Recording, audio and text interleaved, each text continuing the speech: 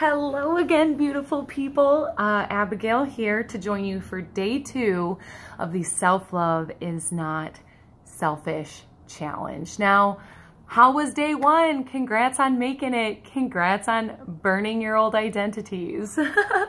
So if you haven't done that, do it. Don't be skipping steps. That ain't what you signed up for, and you signed up for a full life and full self-love. So you got to do the full 5 days, okay? And to make it to day 2, day 1, it leans on day 1, or it's a progression. So please get to day 1 in case you haven't. Otherwise, welcome to day 2. And comment below or email me back on what sort of things you let go of. I would love to hear what you discovered for yourself, maybe some things that you jotted down. You don't have to share the dirty details if you don't want to, but what really became available from you listening to yourself and then getting it on paper. The reflection piece very often is just as important as the actual action. So reflecting on day 2, I would love to hear what came up for you, what you went through, what you let go of, what it was like to literally burn it away and release it. And we're gonna step right in to what day 2 looks like. So first off, again, congrats on burning that stuff. Now, I gotta tell on us. Even though you burned it, you haven't completely let go of it yet. Shocker, right? You're not all fixed up. That's what we were talking about last night. So no, you're not all fixed up. You're not perfect, and none of us are. In fact, some of those internal dialogues still occur for me. I just don't engage with them anymore. I'm going to say that again. The dialogue still occurs. I just don't engage with it anymore. Got it? So I'm not fixed. I have those things. They are as permanent as my left arm. My childhood memories will never go away. Or the things that we developed, they don't go away. We just don't let them run our lives anymore.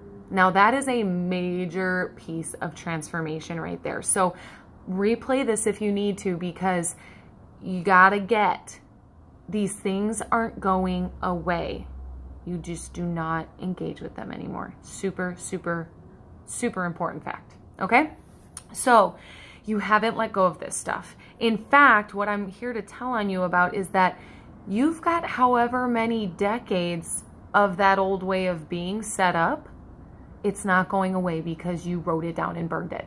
Okay, I love you, and I love me, and I love us, but that stuff is still there.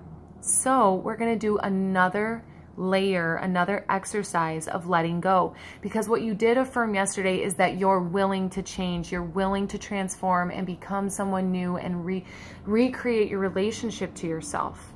You did that, and so I know that you're here and willing and ready, and it just takes practice and consistent reinforcement. So the next exercise is to write a breakup letter to yourself, to your old ways. So those old limiting beliefs that maybe you specifically have a really prominent old identity somewhere. You know, for me, I really rest on college athlete. I'm really proud of it. I'm just not that anymore. And I'm not that college girl. I'm woman and I'm leader, and you have that. So look for what is your most prominent, or the identity that holds you back the most. Or maybe it's a disempowering story or conversation. It may be a place that you lived that you're moving on from, or that still keeps you there in the past emotionally. So breakup letter. I'm going to invite you to write one to an identity of your own, so that you can really begin to grant it its release and you're letting go of it. But you can write as many as you want.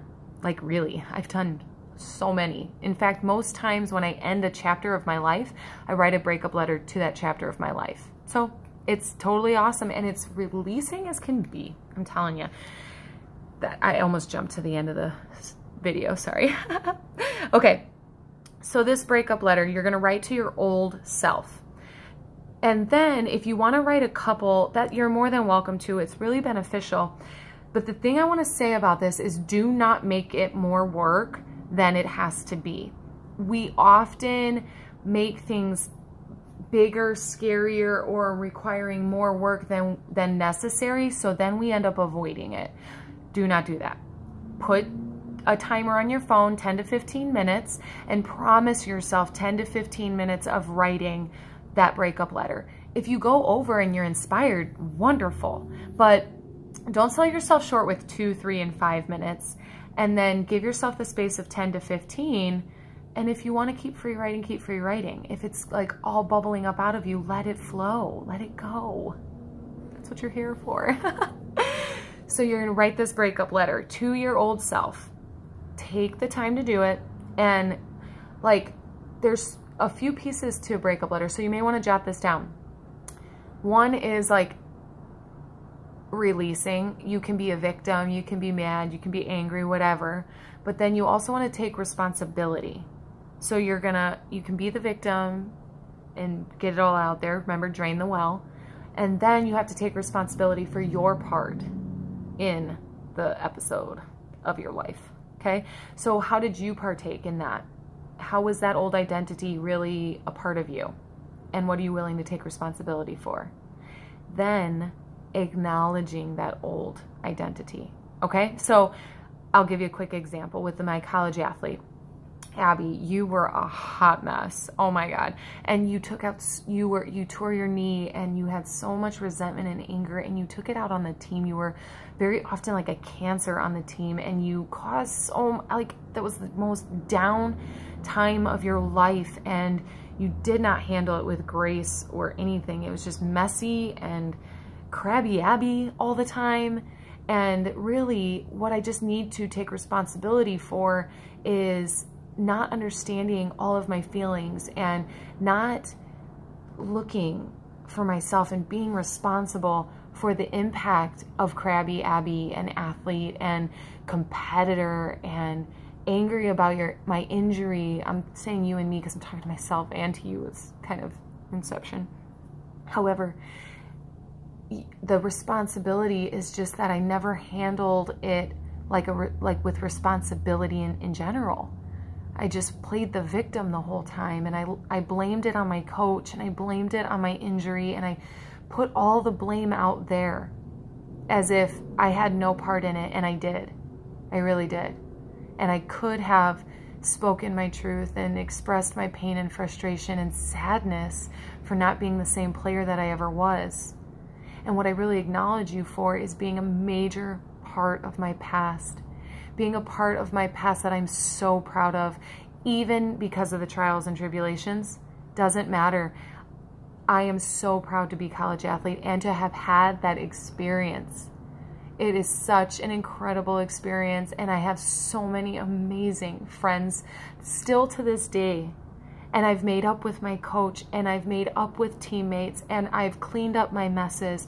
And I would not be the same woman I am now had I not gone through the experience of college athlete basketball playing Abby. And so I acknowledge your part in my past and who you have shaped me to be and the lessons that I got to learn in that phase of my life. So quick, a little messy, and that's okay, but I think you get it, right? You can probably spend 10 to 15 minutes being the victim of that past identity, taking responsibility for your role, and then acknowledging that past identity and how it has served you. Can you imagine the growth and the release that may be? So take that on right now, okay? From there, you're gonna burn that one too. Okay, so give it your thought. You can hang on to it for a little while, maybe read it a couple times or whatever, but at night, after, it's a breakup letter, and then you're going to actually break up with it. It's another exercise in letting it all go, okay? You guys are doing great work by taking this on. I mean, you heard mine. Imagine your release. I can't wait for you guys to dig in, and I'm interested in what you experience. Like, I usually do this with a coaching client, so I hear the feedback immediately, and I'm like talking to the camera, and I want to already know how it's going for you. Okay, now, just to reinforce all of this residual junk that's going on, right? Like you have a lot of years of this pattern and these old identities and your relationship to them. So I want to refer you to another podcast episode called Subconscious Quicksand. And it's episode number 7. So I will send you the link to the podcast again and listen in. It's a 15-minute fill-up. I'm trying to keep everything simple, light, easy as 1, 2, 3 for you, and go about your day and your life with some more self-love. But I want you to get the subliminal sabotaging that our subconscious can do to us, thinking that we are our past or allowing our past to shape our worth. All of that stuff can really get in the way of your self-love and like your heart completely unleashed. So tune into that. It's a brief one and it's pretty magical. And it's a shout out because when you go listen, you'll get what I mean when I say right now, you are doing the work in order to experience the work being done. It's really great. And then the last thing that I want to say, it's an exercise. So what you're going to do, I want you to take this on throughout the day. Let me zip this up. I want you to get a bag, whatever bag you want. I suggest your most annoying, frustrating, awkward bag. And now I picked a comfy one actually, but I have a one that's big and heavy, like I carry my groceries in. I want you to have your bag with you all day long today. Okay? If you watch this midday, carry it over into the next day or whatever. If you watch this at night, make it the next day's project. But get a bag, make it heavy. Fill it with some stuff. You can even fill it with towels so that it's like too big and it hits the door frames every time you walk through, or like you get in the car with it on. It's like annoying. I want this thing to annoy you all day long because this is your past. This is your baggage. You got to get that. We're going to physically, literally wear our baggage today. Okay? And you can knock it off at the end of the day, but all day, I want you to experience the weight of your baggage and your past and your limiting beliefs and I know it's invisible, which may be worse, right? Because there's such a movement for mental health these days, and we're not speaking our truths. We're hiding it. And just because it's invisible, I think this is blurry and I want to apologize, but such is life. It's invisible, so we underestimate it. If we had a cough or an illness, we'd go to the doctor. But because our symptoms are invisible and all up here and back here and in our like heart and our gut and on our chest, we don't do anything about it because it can't be treated. Well, I mean, it can, but we're trying to do this naturally, right? And so wear it. Get the impact of your baggage on your shoulders and like lugging it around and picking it up and putting it down and grabbing it again and forgetting about it for a second, and then it comes right back, right? It's, ugh. By doing this literally, like I'm sure even listening to me describe it is like, I know it's bad to say it. So get all of it. And then at the end of the day, and stick your breakup letter in here. And when you take your breakup letter out of your bag and you burn it and you set this thing down and you feel like the release and the freedom and the flow that you've got, you are creating that for yourself by emotionally releasing this past stuff. It's magical.